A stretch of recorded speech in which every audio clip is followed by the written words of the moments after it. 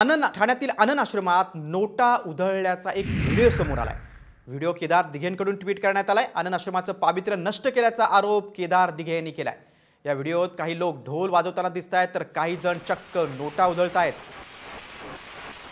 शिवसेनेचे दिवंगत नेते आनंद दिघे यांचा हा आश्रम आहे, तिथे स्मारक आहे तिथे।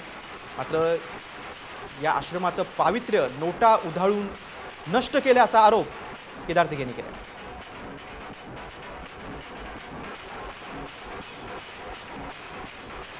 ठाण्यामध्ये हा आनंद आश्रम आहे।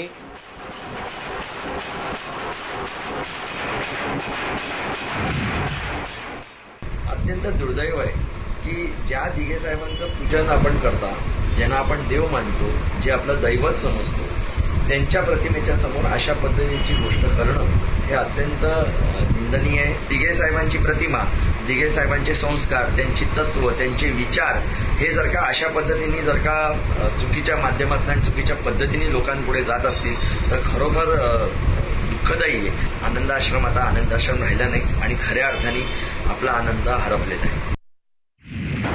आनंद मठामध्ये ढोल वाजवताना लहान मुलं नाचतानाचा फोटो काही जणांनी ट्विट केलेला आहे आणि चुकीच्या पद्धतीने बातम्या पसरवण्याचा प्रयत्न आहे। विरोधक आनंद मठाचा उपयोग टीका करण्याकरता करत आहेत। दरवर्षी दिघेसाहेब असताना पण ज्या टेंभी नाक्याचे गणपती विसर्जन व्हायचे त्यावेळी टेंभी नाक्यातले गणपती आणि ते ढोल वादक लहान मुलं